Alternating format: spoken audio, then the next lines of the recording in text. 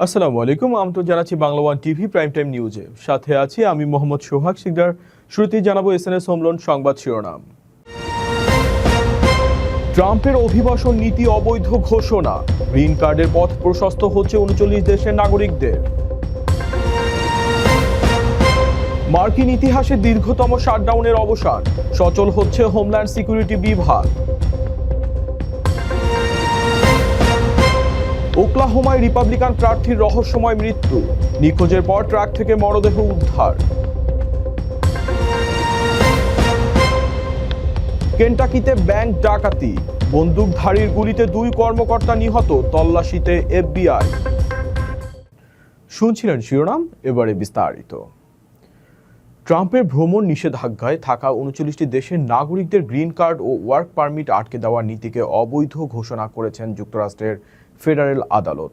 জাতীয়তার ভিত্তিতে বৈষম্য করা আইনত দণ্ডনীয় উল্লেখ করে এই ঐতিহাসিক রায় দিয়েছেন বিচারক জুলিয়া কোবিক। এতে বিপাকে পড়েছে প্রশাসন, আর দীর্ঘ প্রতীক্ষার পর আশার আলো দেখছেন কয়েক হাজার অভিবাসন প্রত্যাশী।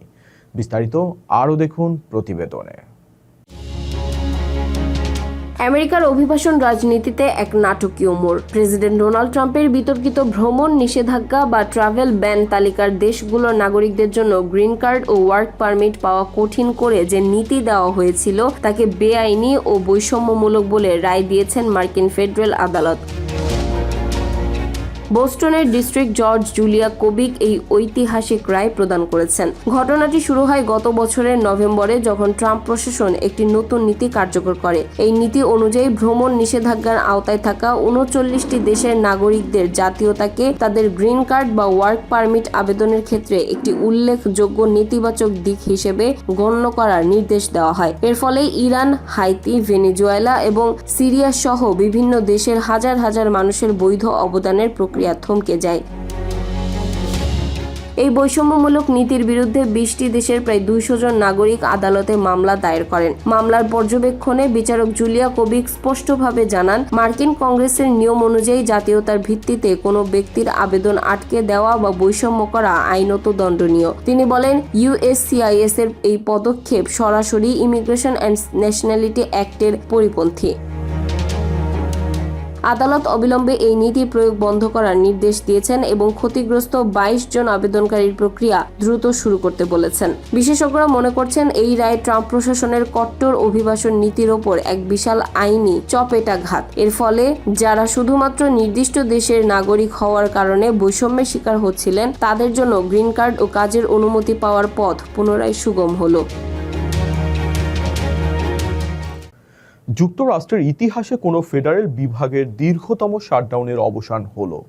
টানা ৭৬ দিন বন্ধ থাকার পর অবশেষে মার্কিন প্রতিনিধি পরিষদে হোমল্যান্ড সিকিউরিটি বিভাগের অধিকাংশ শাখার জন্য জরুরি তহবিল বিল পাশ হয়েছে। এর ফলে ট্রান্সপোর্টেশন, সিকিউরিটি, কোস্টগার্ড ও সিক্রেট সার্ভিসের মতো গুরুত্বপূর্ণ সংস্থাগুলো পুনরায় পূর্ণ অর্থায়ন পাবে। তবে অভিবাসন সংস্থাগুলোর তহবিল নিয়ে এখনও আলাদা আলোচনা চলছে। বিস্তারিত আরও জানুন প্রতিবেদনে।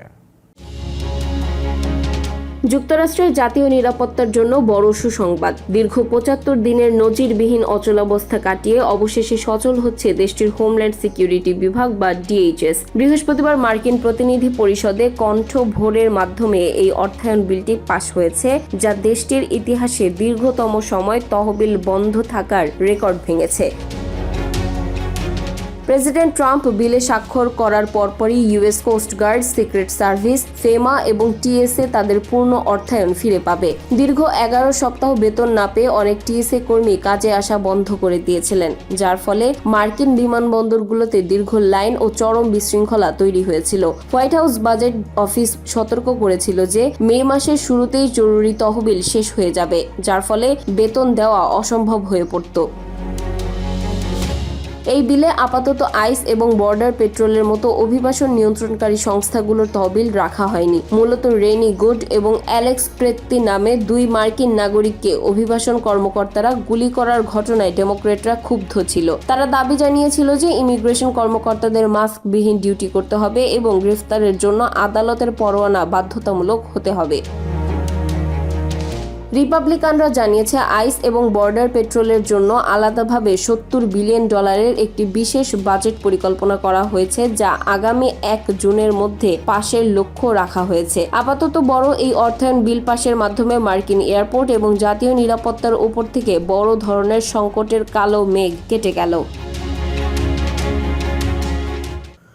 অবসরের অনিশ্চয়তা কাটাতে বড় ঘোষণা দিলেন প্রেসিডেন্ট ডোনাল্ড ট্রাম্প। নতুন নির্বাহী আদেশের মাধ্যমে 5,60,00,000 কর্মীর জন্য চালু হচ্ছে বিশেষ রিটায়ারমেন্ট অ্যাকাউন্ট। এই উদ্যোগে নিম্ন আয়ের কর্মীরা পাবেন বছরে $1,000 পর্যন্ত ফেডারেল ম্যাচিং সুবিধা। গিগ ওয়ার্কার ও ছোট ব্যবসায়ীদের জন্য এটি এক বৈপ্লবিক পরিবর্তন। 2027 সালে আনুষ্ঠানিকভাবে ওয়েবসাইট চালুর মাধ্যমে এই প্রকল্প শুরু হবে। বিস্তারিত আরও জানুন প্রতিবেদনে। প্রেসিডেন্ট ডোনাল্ড ট্রাম্প একটি নতুন নির্বাহী আদেশে স্বাক্ষর করেছেন, যার মাধ্যমে আমেরিকার প্রায় 5,60,00,000 সাধারণ শ্রমজীবী মানুষ এখন থেকে রিটায়ারমেন্ট বা অবসরকালীন সঞ্চয় সুবিধা পাবেন। এই তালিকায় রয়েছেন উবার চালক, ফ্রিল্যান্সার, ছোট দোকানদার এবং স্বনির্ভর কর্মীরা, যারা আগে কোনো নির্দিষ্ট পেনশন স্কিমের অন্তর্ভুক্ত ছিলেন না। প্রেসিডেন্ট ট্রাম্প জানিয়েছেন, স্বল্প আয়ের মানুষ যারা ব্যক্তিগতভাবে রিটায়ারমেন্ট অ্যাকাউন্ট খুলবেন, তাদের সঞ্চয়ে সরকার প্রতি বছর $1,000 পর্যন্ত ম্যাচিং কন্ট্রিবিউশন বা অনুদান দেবে। বছরে $35,500 কম আয় করেন এমন ব্যক্তিরা সরাসরি এই সুবিধার আওতায় পড়বেন। প্রেসিডেন্ট একটি উদাহরণ দিয়ে বলেন, যদি একজন 25 বছর বয়সী যুবক মাসে মাত্র $165 করে সঞ্চয় শুরু করেন, তবে সরকারের এই অনুদান সহ 65 বছর বয়সে তার অ্যাকাউন্টে প্রায় $4,65,000 বা $5 কোটি টাকার বেশি জমা হবে। এই সুবিধা পেতে আবেদন করার জন্য 2027 সালের 1 জানুয়ারি থেকে trumpira.gov ওয়েবসাইটটি চালু করা হবে। এছাড়া 2025 থেকে 2028 সালের মধ্যে জন্ম নেওয়া শিশুদের জন্য সরকার আগেই $1,000 একটি সিড মানি বা প্রারম্ভিক মূলধন দেওয়ার ঘোষণা দিয়েছে। 2026 সালের মধ্যবর্তী নির্বাচনের আগে ট্রাম্প প্রশাসনের এই পদক্ষেপকে একটি বিশাল অর্থনৈতিক পরিবর্তন হিসেবে দেখা হচ্ছে। মধ্যবিত্ত ও নিম্ন আয়ের আমেরিকানদের ভবিষ্যৎ আর্থিক নিরাপত্তা নিশ্চিত করাই এই প্রকল্পের মূল লক্ষ্য। ওকলাহোমা অঙ্গরাজ্যে গ্রামীণ এলাকা থেকে নিখোঁজ রিপাবলিকান সিনেট প্রার্থী ব্যারি ক্রিশ্চিয়ানের মরদেহ উদ্ধার করা হয়েছে। 54 বছর বয়সী এই রাজনীতিক ওকলাহোমার ডিস্ট্রিক্ট 38-এর প্রার্থী হিসাবে প্রতিদ্বন্দ্বিতা করছিলেন। গত মঙ্গলবার একটি গুরুত্বপূর্ণ সভায় যোগ না দেওয়ায় তাকে নিখোঁজ ঘোষণা করা হয়েছিল। নিখোঁজ হওয়ার 2 দিন পর বৃহস্পতিবার এরিক শহরের দক্ষিণে একটি গিরিখাতের কাছে তার ব্যক্তিগত ট্রাকটি খুঁজে পায় police. Oklahoma state bureau of investigation নিশ্চিত করেছেন যে 2024 মডেলের ধূসর রঙের র্যাম ট্রাকটির ভেতরেই ব্যারির মরদেহ পড়েছিল। ঘটনাস্থলের পাশেই তার নির্বাচনী প্রচারণার একটি সাইনবোর্ড অবিন্যস্ত অবস্থায় পড়ে থাকতে দেখা গেছে, যা বিষয়টিকে আরও রহস্যময় করে তুলেছে। ব্যারি ক্রিশ্চিয়ান নিজেকে ডোনাল্ড ট্রাম্পের আদর্শের একজন কট্টর রক্ষণশীল প্রার্থী হিসেবে পরিচিত করেছিলেন। তার মেয়ে ব্রুকলিন এক আবেগঘন বিবৃতিতে এই ঘটনাকে হৃদয় বিদারক বলে বর্ণনা করেছেন এবং বাবার সম্মানে সকলকে ধৈর্য ধরার অনুরোধ জানিয়েছেন। মৃত্যুর সঠিক কারণ এখনও জানা যায়নি। পুলিশ রহস্য উদ্ঘাটনে তদন্ত চালিয়ে যাচ্ছে। কেন্টাকির বেরিয়াতে ইউএস ব্যাংকের ভেতরে ঢুকে 2 কর্মকর্তাকে নির্মমভাবে গুলি করে হত্যা করেছে এক মুখোশধারী বন্দুকধারী। ঘটনার পর থেকেই এলাকাটিতে আতঙ্ক বিরাজ করছে। ঘাতককে ধরতে হেলিকপ্টার ও ড্রোন নিয়ে মাঠে নেমেছে এফবিআই ও স্টেট পুলিশ। শিউরে ওঠার মতো এই হত্যাকাণ্ডের বিস্তারিত জানুন ফারজানা আফরোজের রিপোর্টে। আমেরিকার কেন্টাকিতে এক ভয়াবহ ব্যাংক ডাকাতির ঘটনায় স্তম্ভিত পুরো দেশ। বৃহস্পতিবার দিনের আলোয় বেরিয়ে শহরের একটি ব্যাংকে ঢুকে 2 কর্মকর্তাকে লক্ষ্য করে গুলি চালায় এক বন্দুকধারী। ঘটনাস্থলে মৃত্যু হয় একজন নারী ও একজন পুরুষ কর্মকর্তার। এই নৃশংস ঘটনার পর পুরো এলাকায় এখন চরম আতঙ্ক বিরাজ করছে। কেন্টাকি স্টেট পুলিশ ঘাতককে অশুভ হিসেবে বর্ণনা করে তাকে ধরতে চিরুনি অভিযান শুরু করেছে। পুলিশের দেয়া তথ্য অনুযায়ী 30 এপ্রিল তারিখে ধূসর সাদা রঙের হুডি, গ্লাভস এবং মাস্ক পরা এক সশস্ত্র ব্যক্তি ইউএস ব্যাংক শাখায় প্রবেশ করে। কোনো কিছু বুঝে ওঠার আগেই সে কর্মকর্তাদের ওপর গুলিবর্ষণ করে। তবে ডাকাত ব্যাংক থেকে কোনো অর্থ লুট করেছে কিনা তা তদন্তের স্বার্থে এখনো প্রকাশ করেনি কর্তৃপক্ষ। ঘাতককে ধরতে এখন আকাশ ও পথে একযোগে অভিযান চলছে। কেন্টাকি স্টেট পুলিশের পাশাপাশি এফবিআই এবং অন্যান্য ফেডারেল সংস্থা এই অভিযানে যুক্ত হয়েছে। পুলিশ বর্তমানে ড্রোনস, হেলিকপ্টার এবং স্নিফার ডগ ব্যবহার করে এলাকা তল্লাশি করছে। এই ঘটনার পরপরই নিরাপত্তার খাতিরে স্থানীয় সব স্কুল লকডাউন করে দেয়া হয়। আতঙ্কিত অভিভাবকরা সন্তানদের স্কুল থেকে আনতে ভিড় জমান। পুলিশ বাসিন্দাদের সতর্ক করে বলেছে তারা যেন বাড়ির বারান্দার আলো জ্বালিয়ে রাখেন এবং সন্দেহজনক কিছু দেখলে দ্রুত খবর দেন। ইউএস ব্যাংক কর্তৃপক্ষ এক বিবৃতিতে এই ঘটনাকে মর্মান্তিক বলে আখ্যায়িত করেছে এবং নিহতদের পরিবারের পাশে থাকার প্রতিশ্রুতি দিয়েছে। বিরিয়া শহরের সাধারণ মানুষের মধ্যে বর্তমানে চরম আতঙ্ক বিরাজ করছে, কারণ ঘাতক এখনও ধরাছোঁয়ার বাইরে রয়েছে। সূত্রগুলো বলছে এই শয়তান ব্যক্তিকে আইনের আওতায় আনতে পুলিশ সম্ভাব্য সব ধরনের চেষ্টা চালিয়ে যাচ্ছে।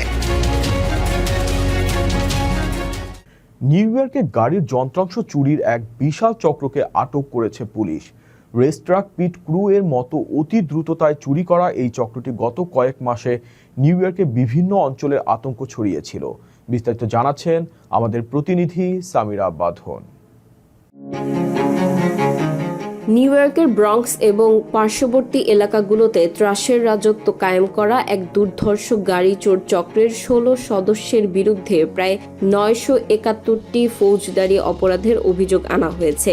ব্রঙ্কস ডিস্ট্রিক্ট অ্যাটর্নির কার্যালয় জানিয়েছে 2024 সালের আগস্ট থেকে 2025 সালের জুনের মধ্যে এই চক্রটি $10 লাখ বেশি মূল্যের গাড়ির পার্টস এবং যানবাহন চুরি করেছে। প্রসিকিউটরদের দেওয়া তথ্য অনুযায়ী অভিযুক্তরা ট্রিনিটারিয়াস নামক একটি স্ট্রিট গ্যাংয়ের সাথে জড়িত। তারা রাত 12টা থেকে ভোর 5টার মধ্যে 3 জনের দলে ভাগ হয়ে মুখোশ পরে বের হতো। সিসিটিভি ফুটেজে দেখা গেছে তারা একটি চুরি করা গাড়ি নিয়ে আসতো এবং কোনো গাড়ির চাকা বা রিম খুলে নিতে মাত্র কয়েক মিনিট সময় নিত। তাদের কাজের গতি এতটাই নিখুঁত ছিল যে বিচারক এটিকে রেসিং কারের মেকানিক দলের সাথে তুলনা করেছেন। এই অভিযানে এখন পর্যন্ত 11টি আস্ত গাড়ি, 172টি টায়ার ও রিম এবং 69টি ক্যাটালিটিক কনভার্টার উদ্ধার করা হয়েছে। বিশেষ করে হোন্ডা এবং টয়োটা ব্র্যান্ডের গাড়িগুলো ছিল তাদের মূল লক্ষ্য। পুলিশ জানিয়েছে একটি বাড়িতে অভিযান চালিয়ে একটি সুটকেস থেকে $1,16,000 নগদ উদ্ধার করা হয়েছে, যা এই চুরির মালামাল বিক্রির টাকা বলে ধারণা করা হচ্ছে। এনওয়াইপিডি কমিশনার জেসিকা টিশ জানিয়েছেন এই চক্রটি অত্যন্ত সুসংগঠিত ছিল। অভিযুক্তদের বিরুদ্ধে গ্র্যান্ড লার্সেনি এবং অটো স্ট্রিপিং সহ অসংখ্য অভিযোগ আনা হয়েছে। বর্তমানে 8 জন সদস্যকে আদালতে তোলা হয়েছে এবং বাকিদের গ্রেপ্তারের চেষ্টা চলছে। নিউ ইয়র্কের সাবওয়ে নেটওয়ার্ক এখন যেন আতঙ্কের নগরী। সম্প্রতি ব্রঙ্কসে 6 নম্বর ট্রেনের প্ল্যাটফর্মে এক যাত্রীকে ধাক্কা দিয়ে লাইনে ফেলে দেওয়ার ঘটনা ঘটেছে। শুধু তাই নয়, বাঁচার চেষ্টা করলে তাকে অমানবিক লাথি মারার মতো ঘটনাও ঘটেছে। বিস্তারিত আরও জানাচ্ছেন আমাদের প্রতিনিধি ফারজানা আফরোজ। নিউ ইয়র্কের ব্রঙ্কস এলাকায় সাবওয়ে ট্রেনের যাত্রীদের ওপর একের পর এক হামলার ঘটনায় জনমনে চরম আতঙ্ক ছড়িয়ে পড়েছে। সাম্প্রতিকতম ঘটনায় পূর্ব 149 নম্বরের স্ট্রিট স্টেশনে এক 39 বছর বয়সী ব্যক্তিকে চলন্ত ট্রেনের রেললাইনে ফেলে দেওয়ার অভিযোগ উঠেছে এক অজ্ঞাত পরিচয় ব্যক্তির বিরুদ্ধে। গত মঙ্গলবার রাত 8:30টার দিকে উত্তরমুখী 6 নম্বর ট্রেনের প্ল্যাটফর্মে এই ভয়াবহ ঘটনাটি ঘটে। পুলিশ জানায় হামলাকারী কোনো প্রচারণা ছাড়াই ওই ব্যক্তিকে ধাক্কা দিয়ে রেললাইনে ফেলে দেয়। ভুক্তভোগী যখন জীবন বাঁচাতে পুনরায় প্ল্যাটফর্মে ওঠার চেষ্টা করছিলেন, তখন পাষণ্ড হামলাকারী তাকে আবার লাথি মেরে নিচে ফেলে দেয়। সৌভাগ্যবশত মারাত্মক আহত হলেও ওই ব্যক্তি প্রাণে বেঁচে গেছেন এবং বর্তমানে হাসপাতালে স্থিতিশীল রয়েছেন। এটি কোনো বিচ্ছিন্ন ঘটনা নয়। এর ঠিক এক সপ্তাহ আগে 19 এপ্রিল হান্টস পয়েন্ট এভিনিউ স্টেশনে আরও এক ব্যক্তিকে মারধর ও ছিনতাইয়ের ঘটনা ঘটে। পুলিশ সিসিটিভি ফুটেজ প্রকাশ করে অপরাধীদের শনাক্ত করার চেষ্টা করছে। ছবিতে হামলাকারীকে কালো হুডি এবং স্নিকার্স পরা অবস্থায় দেখা গেছে। ব্রঙ্কসের একই সাবওয়ে লাইনে একের পর এক হামলার ঘটনায় সাবওয়ে নিরাপত্তা নিয়ে বড় ধরনের প্রশ্ন উঠেছে। নিউ ইয়র্ক পুলিশ এই ঘটনায় জড়িতদের ধরিয়ে দেওয়ার জন্য সাধারণ মানুষের সাহায্য চেয়েছে। এখন পর্যন্ত কোনো গ্রেফতার না হওয়ায় যাত্রীদের মধ্যে উদ্বেগ আরও বেড়েছে। পুলিশ জানিয়েছে যারা অপরাধীদের সম্পর্কে তথ্য দিতে পারবেন তারা যেন NYPD এর ক্রাইম স্টপার্স হটলাইনে 1-800-577 টিপস নম্বরে কল করে যোগাযোগ করেন। নিউ ইয়র্কের কুইন্সে এক চাঞ্চল্যকর ঘটনায় 10 বছরের শিশুদের শ্লীলতাহানির অভিযোগে গ্রেপ্তার হলেন ধর্মীয় নেতা তাজুল ইসলাম। পবিত্র মসজিদের ভেতরেই এমন জঘন্য কর্মকাণ্ডের অভিযোগে পুরো এলাকায় ক্ষোভের সৃষ্টি হয়েছে। অভিযুক্তের বিরুদ্ধে কঠোর ব্যবস্থা নেওয়া হয়েছে এবং পুলিশ আরও কোনো ভুক্তভোগী আছে কিনা তা খতিয়ে দেখছে। বিস্তারিত আরও থাকছে প্রতিবেদনে। নিউ ইয়র্কের কুইন্সে এক অত্যন্ত চাঞ্চল্যকর ও ন্যাক্কারজনক ঘটনা সামনে এসেছে যা পুরো প্রবাসী কমিউনিটিকে স্তম্ভিত করে দিয়েছে। একটি মসজিদের ভেতর 10 বছর বয়সী শিশুদের ওপর যৌন নির্যাতনের অভিযোগে 55 বছর বয়সী এক ধর্মীয় নেতাকে গ্রেফতার করেছে নিউ ইয়র্ক পুলিশ।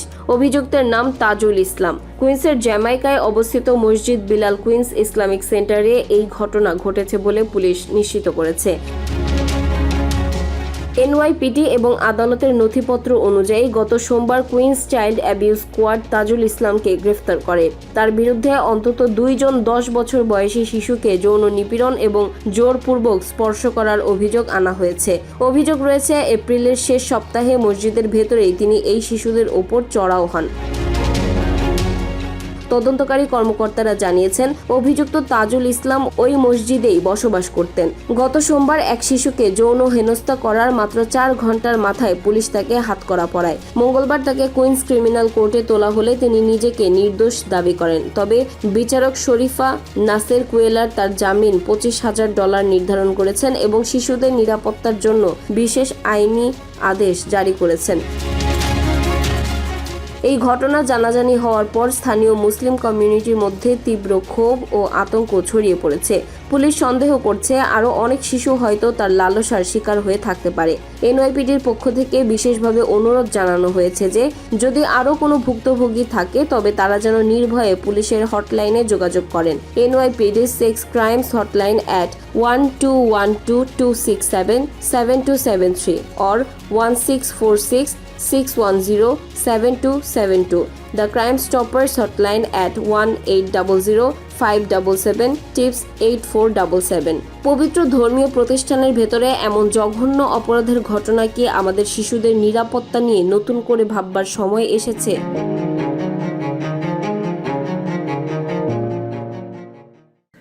মিশিগানে ক্রিকেট প্রেমীদের জন্য বড় সুখবর। ট্রয় ও ওয়ারেন 2 শহরেই নির্মাণ হচ্ছে নতুন ক্রিকেট মাঠ। ওয়ারেন শহরের শ পার্ক ও ট্রয় শহরের বুলান পার্কে আধুনিক সুবিধা সম্পন্ন এই মাঠগুলো তৈরি হলে খেলাটির প্রসারে আসবে নতুন গতি। ট্রয় শহরের বুলান পার্কে নির্মিত ক্রিকেট মাঠটি এখন উদ্বোধনের অপেক্ষায়। আগামী 14 মে আনুষ্ঠানিকভাবে খুলে দেওয়া হবে এই আধুনিক সুবিধা সম্পন্ন মাঠটি। প্রায় $9 লাখ এই প্রকল্পটি সম্পূর্ণভাবে স্টেট গ্রান্টের মাধ্যমে বাস্তবায়ন করা হয়েছে। মাঠটির সবচেয়ে বড় আকর্ষণ হচ্ছে এটি মিশিগানের প্রথম হাইব্রিড পিচ সমৃদ্ধ ক্রিকেট গ্রাউন্ড। এছাড়াও এখানে থাকছে স্থায়ী পিচ, সাইড স্ক্রিন, স্কোরবোর্ড এবং ডাগ আউট সহ আন্তর্জাতিক মানের বিভিন্ন সুবিধা। নিয়মিত লিগ ম্যাচের পাশাপাশি বড় টুর্নামেন্ট আয়োজনেরও সক্ষমতা থাকবে এই মাঠে। গত বছর ট্রয় সিটি অলমোস্ট $1 মিলিয়ন একটি প্রপোজাল ফেস করেছিল ওদের ক্রিকেট ফিল্ডের জন্য, যেটা এবছর উদ্বোধন হতে যাচ্ছে মে 16 তারিখে। এটা প্রথমবারের মতো মিশিগানে হাইব্রিড পিচ এবং সাইড স্ক্রিন থাকবে। চমৎকার ক্রিকেট ফিল্ড, অলমোস্ট $1 মিলিয়ন ব্যয় হয়েছে। সো মিশিগানের প্রত্যেকটা সিটি এই ক্রিকেটের জন্য উন্নয়ন করে যাচ্ছে এবং ক্রিকেটকে সার্বজনীনভাবে সাপোর্ট করে যাচ্ছে। সেই জন্য আমরা মিশিগানের পক্ষ থেকে, মিশিগান ক্রিকেট অ্যাসোসিয়েশনের পক্ষ থেকে সকল সিটিকে অনেক অনেক ধন্যবাদ জানাই। অন্যদিকে ওয়ারেন শহরের সব পার্কেও নতুন একটি ক্রিকেট মাঠ নির্মাণের জন্য বাজেট অনুমোদন দেওয়া হয়েছে। গত 28 এপ্রিল সিটি কাউন্সিল মিটিংয়ে বাজেট সমন্বয় ও রেজলিউশন অনুমোদন দেওয়া হয়। প্রায় $500,000 প্রস্তাবিত এই মাঠে থাকবে নির্দিষ্ট ক্রিকেট গ্রাউন্ড, ভবিষ্যতে লাইটিং সংযোজনের সুযোগ। কর্মকর্তারা বলছেন এটি হবে একটি প্রফেশনাল মানের cricket ground. First of all, on behalf of Michigan Cricket Association and Michigan cricket players, I would like to say thanks to Warren City Council for passing the resolution that was proposed by Warren Park and Recreation Department. This was a much needed cricket field in Michigan. This year we have 105 regular teams participating in Michigan, and along with, if we say GLT, it's going to be more than 130 teams.